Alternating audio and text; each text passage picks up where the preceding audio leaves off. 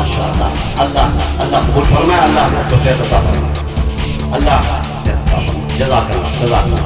अल्हम्दुलिल्लाह, इनकी तलबा अजीज को हज़रत अमीर शरीयत के दस्ते मुबारक से दस्तारी फज़लत और वहाँ के जो फज़ला कराम अपने दस्ते मुबारक से दस्तारी फज़लत दी जा रही है। हम आप तमाम हज़रात का तहे दिल से शुक्रिया अदा करते हैं कि आपने अपनी मसरूफियात को बालाए ताब रखकर हमारी हकीर की दावत को शर्फ कबूलियत से नवाजा। न्यूज़ टुडे उर्दू में आप नाजरीन का खैर मकदम है।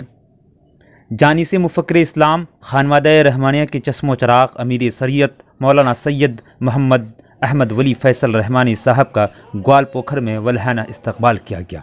इस मौके पर ग्वालपोखर के मुख्तलिफ़ तालीमी इदारों की जानिब से इस्तकबालिया प्रोग्राम का इनेकाद किया गया। वहीं इस मौके पर इस्लामपुर महकमा के तहत ग्वालपोखर के मशहूर दीनी दरसगाह मदनी दारुल उलूम देवीगंज में एक रोज़ा तालीमी बेदारी कॉन्फ्रेंस व दस्तारबंदी का इनेकाद किया गया और इस कॉन्फ्रेंस की सदारत हज़रत अमीर शरीयत मौलाना सैयद मोहम्मद अहमद वली फ़ैसल रहमानी साहब ने फरमाई।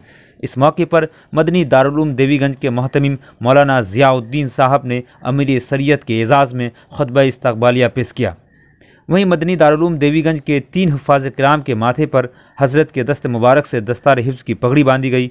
वहीं काफ़ी तादाद में मुसलमानों ने अमीर शरीयत मौलाना सैयद मोहम्मद अहमद वली फ़ैसल रहमानी साहब से बैत हासिल की। अमीर शरीयत मौलाना सैयद मोहम्मद अहमद वली फ़ैसल रहमानी साहब ने अपने ख़िताब में मुसलमानों को तालीम के तईं बेदार रहने की तलक़ीन की और मुसलमानों के बच्चों को दीनी और असरी तालीम हासिल करने को लेकर गार्जियन हजरात को खुसूसी तवज्जो देने की बात कही।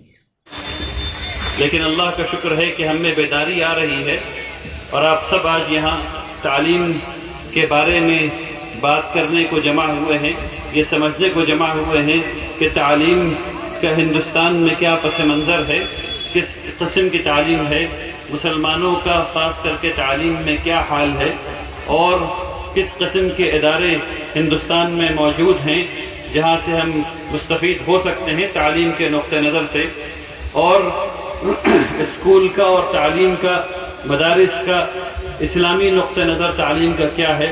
इंशाअल्लाह मैं मुख्तसरन चंद बातें आपके सामने तो उससे ये पता चलता है। आप लोगों को ज़रा मेरे साथ रहना होगा क्योंकि मैं नंबर वगैरह की बात अभी करूँगा, आदाद और शुमार की कुछ बात करूँगा, तो आप लोग सोइएगा नहीं इंशाअल्लाह, ठीक है ना? बिस्मिल्लाह, सोने की बात नहीं होनी चाहिए।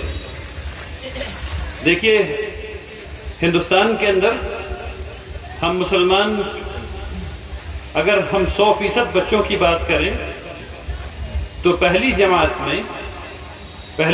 में जब हम बच्चों को दाखिल करते हैं तो वहीं से तकरीबन 43% बच्चों को हम लोग दरसगाहों से बाहर कर देते हैं, यानी कि 43% हर 100 में 43 बच्चा हमारा अनपढ़ है, अंगूठा छाप अनपढ़। ये उस उम्मत का हाल है जिसकी किताब का पहला कलिमा इक़रा बिस्मि रब्बिकल्लज़ी खलक़ है। तो ये हमारे लिए बहुत अफसोस का मकाम है। अब उसके बाद होता ये है कि 43 को तो हम ये फैसला कर लेते कि नहीं पढ़ाएंगे। उस नहीं पढ़ाने के पीछे कुछ तो ये होता है कि हमको पता नहीं कि तालीम क्यों, किस लिए। हम लोगों को ये भी पता नहीं होता कि तालीम मुसलमानों पर फर्ज है। रसूलुल्लाह सल्लल्लाहु अलैहि वसल्लम ने फरमाया, तलबुल इल्म फरीदतुन अला कुल्ली मुस्लिम। इल्म की तलब तमाम मुसलमानों पर फर्ज है, लड़कियों पर भी और लड़कों पर भी, और औरतों पर भी और मर्दों पर भी, और बूढ़ी औरतों पर भी और बूढ़े मर्दों पर भी। ऐसा नहीं हो गया है कि अगर आप उम्र में ज्यादा हो गए हैं तो आप पे ये फरीजा कम हो गया है, ऐसा बिल्कुल भी नहीं है। तो अगर आप ये बहाना बना रहे हैं अपने आप से कि हमको नहीं सीखना है क्योंकि मैं उम्र में बूढ़ा हो गया हूं, तो बहाना बनाना छोड़ दीजिए, क्योंकि रसूलुल्लाह सल्लल्लाहु अलैहि वसल्लम का हुक्म है कि तालीम हासिल करो। तो पहली बात ये है। अब जरा मेरे साथ रहिए। 43 बच्चे तो हमने निकाल दिए क्योंकि उनको पता नहीं था कि क्यों पढ़ाना। अगर हम में से किसी को कोई दिक्कत आ रही है तो कहाँ जाना चाहिए? सबसे पहले मस्जिद में जाके बताना चाहिए कि भाई ये परेशानी आ रही है, मदद कीजिए। तमाम सहाबा कराम यही करते थे ना भाई, आपस में नहीं जाते थे कि बैठ के घर में बात कर रहे हैं, मस्जिद आते थे। तो मस्जिद जो है वो तो कल्ब है ना, वो हमारा धड़कता हुआ दिल है, वहां आना चाहिए। तो वहां आके पता नहीं क्यों नहीं बताया कि हम अपने बच्चे को नहीं पढ़ा सकते, या पैसे की कमी है, या यूनिफॉर्म की कमी है, जिस वजह से भी नहीं पढ़ा सकते हो, कोई अकल दीजिए, कोई रास्ता बताइए, कुछ मदद कीजिए, पता नहीं क्यों ये नहीं किया। तो 43% बच्चों को हमने नहीं पढ़ाया। उसके बाद ये फैसला किया कि 3.5% बच्चे जो हैं उनको हम मदरसे भेज देंगे। तो 100 में कितने बच्चे मदरसे जा रहे हैं? सिर्फ 3.5 बच्चे। हम लोगों को ऐसा लगता है, या मीडिया से हमको ऐसा समझ में लगता है कि तमाम मुसलमान के 100% बच्चे मदरसे में जा रहे हैं। ऐसा बिल्कुल भी नहीं है। सिर्फ 3.5 बच्चे, 3.5% बच्चे मदारिस में जा रहे हैं। ठीक है, अब बच गए 54 बच्चे जिनको हम लोग पढ़ाने की कोशिश कर रहे हैं। 54 बच्चों को हम लोग दाखिला देते हैं पहली जमात में, फिर वहां से दूसरी, फिर तीसरी, और हर साल किसी न किसी वजह से बच्चे निकलते रहते हैं, यहां तक कि 10वीं जमात आ जाती है। और 10वीं जमात में मुसलमानों के सिर्फ 17 बच्चे 10वीं जमात पास कर पा रहे हैं। अच्छा, इसमें मैं तमय्युज़ की बात नहीं कर रहा, एक्सीलेंस की बात नहीं कर रहा, सिर्फ पास कर पा रहे हैं 17 बच्चे। और जब BA, BSc, इंजीनियरिंग, मेडिसिन वगैरह वगैरह वगैरह जो बैचलर लेवल का, बैकलोरियस लेवल का कोर्स जो है +2 के बाद, 12वीं जमात के बाद जो 3 साल का कोर्स है, या प्रोफेशनल कोर्सेज है जैसे इंजीनियरिंग, मेडिकल वगैरह, इन तमाम को जब देखते हैं तो सिर्फ 4, हमारे 100 में 4 बच्चे यहां जा पा रहे हैं। 100 में 4 बच्चे फकत। ये मेरे घर का और आपके घर का हाल है। कॉन्फ्रेंस से, इस मजलिस से अगर एक बात आपको याद रखनी है, वो ये कि हर बच्चे को किसी न किसी तालीम गाह में पहुंचाएं। आप मकतब ले जाएं, आप मदरसे ले जाएं, आप स्कूल ले जाएं, किसी न किसी एक तालीम गाह में उनको होना चाहिए। किसी न किसी एक तालीम गाह में उनको होना चाहिए। कोई बच्चा स्कूल के वक्त में, मदरसे के वक्त में रोड पर नजर नहीं आना चाहिए जिसकी उम्र स्कूल वाली है, मदरसे वाली है, उसको मदरसे में होना चाहिए। अगर आपके घर में, आपके आस पड़ोस में अगर आप किसी बच्चे को देखें जिसकी उम्र स्कूल जाने वाली है और वो बच्चा रोड पर आपको दिख जाए, तो ये आपकी जिम्मेदारी है, ये वो बच्चा जो है वो आपकी मसूलियत में है। आपकी जिम्मेदारी है कि आप उस बच्चे का हाथ पकड़े, लेकर के उसके वालिद के पास जाएं और कहें कि आपका बच्चा रोड पर दिखा, फलां दुकान में दिखा, फलां जगह इस वक्त दिखा, जबकि स्कूल का वक्त था, ये स्कूल में क्यों नहीं है? ये आपका हक है अपने दूसरे मोमिन भाई पर। ठीक है ना? आजकल हम लोग के जहन में नाजुकी बहुत आ गई है। तुमने मेरे बेटे के बारे में कैसे बोला? नहीं नहीं नहीं, बिल्कुल नहीं। हम आपके बेटे के बारे में बोलेंगे क्योंकि वो उम्मत का बच्चा है। हम आपके बेटे के बारे में बोलेंगे क्योंकि वो उम्मत का बच्चा है। हम आपकी बेटी के बारे में बोलेंगे क्योंकि वो मेरी बेटी है। ये ज़हनियत पालने की जरूरत है। जब हम वालिदैन को मजबूर कर देंगे कि वो तालीमगाह में भेजें, तब ये चीज खत्म होगी। मजबूर करना होगा, कलेक्टिव मजबूरी, कलेक्टिव तरीके से मजबूर करना होगा। तब हम लोग वो बच्चे जो निकल रहे हैं, वो 54 बच्चे में से जो निकलते चले गए, उसको तो निकलने ही नहीं देना है। लेकिन ये जो 43 जो पहले ही साल नहीं जा सके किसी भी तालीमगाह में, उनको भी तालीमगाह में पहुंचाना है। बात सबकी समझ में आ रही? सब यूनिवर्सिटी है जिसको कहते हैं इंस्टीट्यूट्स ऑफ नेशनल इंपॉर्टेंस। आप में से कितने लोगों ने रहमानी 30 का नाम सुना है? तो हाथ उठाइए।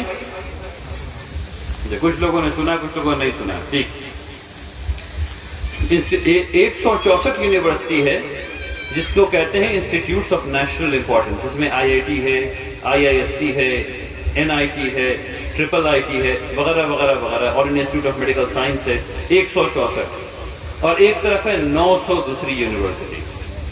164 और 900 दूसरी यूनिवर्सिटी। अब जो मैं कहने जा रहा हूं उसको बहुत गौर से समझिए, बहुत गौर से।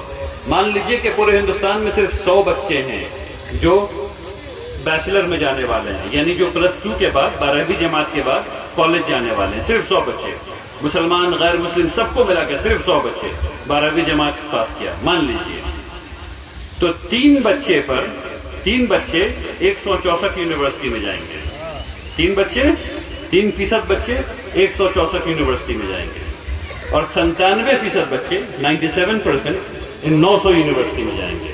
اب یہ کمال کی بات ہے, اگلا جملہ, ان 3 بچوں کو پڑھانے کے لیے حکومت 52.5% بجٹ خرچ کرے گی. اگر 100 روپیہ بجٹ ہے تو 52.5% 3 بچے کو پڑھانے میں خرچ ہوگا, اور 47.5% 97 بچے کو پڑھانے میں خرچ ہوگا. بات سمجھ میں آ رہی ہے؟ اس کا مطلب کیا ہے؟ اس کا ڈائریکٹ مطلب یہ ہے کہ آپ میں سے بہت سے لوگ انجینئرنگ کر کے بیٹھے ہوئے ہیں, جاب نہیں ملی ہے نا. انجینئرنگ کر کے بیٹھے ہیں, جاب نہیں ملی ہے, اور جاب ملے گی بھی تو 9,000 10,000 روپے. اور ادھر سے اگر انجینئرنگ کرتے تو پہلی سیلری جو ہوتی ہے 10 لاکھ روپے, 10 لاکھ روپے سال. ادھر 10,000 روپے مہینہ بھی نہیں مل رہا, ادھر 10 لاکھ روپے سال مل رہا ہوتا ہے. یہ فرق ہے. تو اب جو ہمارے 4 بچے جا رہے ہیں وہ کدھر جا رہے ہیں؟ ادھر جا رہے ہیں یا ادھر جا رہے ہیں؟ بات یہ سمجھنے کی ہے. رحمانی 30 جو کام کر رہی ہے الحمدللہ رب العالمین, پچھلے 2009 سے وہ 85% بچے اس کے ادھر جا رہے ہیں. 85% بچے انجینئرنگ ادھر جا رہے ہیں. ایسا کیسے ہوا بعد میں بتاؤں گا, لیکن ابھی جو سمجھنے والی بات ہے وہ یہ کہ ہم لوگ جو 4 بچے ہم لوگ اوپر بھیج رہے ہیں وہ ادھر نہیں جا رہے. 1% ادھر جو جا رہے ہیں وہ 1%. باقی سب تمیز کا, ایکسلنس کا, تعلیم میں ایکسلنس کا تعلیم میں اس مجمع کے لیے کیا مطلب ہے اس کو میں سمجھانے کی کوشش کرتا ہوں صرف 2-3 باتوں سے. پہلی چیز, آپ والدین کی حیثیت سے, آپ اساتذہ کی حیثیت سے اس بات کو آپ کو یقینی بنانا ہوگا کہ جو سلیبس ہے وہ مکمل ہو رہا ہے, اور آپ کے بچے کو وہ سمجھ میں بھی آ رہا ہے. ابھی موقع نہیں ہے کہ میں فہم کے مدارج کے بارے میں بات کروں کہ کیسے پڑھتا ہے, لیکن ابھی سمجھنے والی بات صرف یہ ہے کہ سلیبس آپ کو مکمل کروانا ہے ایک والدین کی حیثیت سے, اور اساتذہ کو مکمل کروانا ہے استاذ کی ذمہ داری نبھانے کے لیے. لیکن صرف گردان نہیں کرا دینا ہے. کیا سمجھیے اس بات کو, آپ کا بچہ ابھی جاتا ہے اسکول, آپ کا بچہ جاتا ہے مدرسے, اور اس کو آتا ہے 40% نمبر, آتا ہے نا 40% نمبر. بہت خوش ہوتے ہیں ہم لوگ, پاس کر گیا, دعوت دیتے ہیں پاس کر گیا. 40% نمبر کا کیا مطلب ہے؟ 40% نمبر کا مطلب ہے کہ اس کو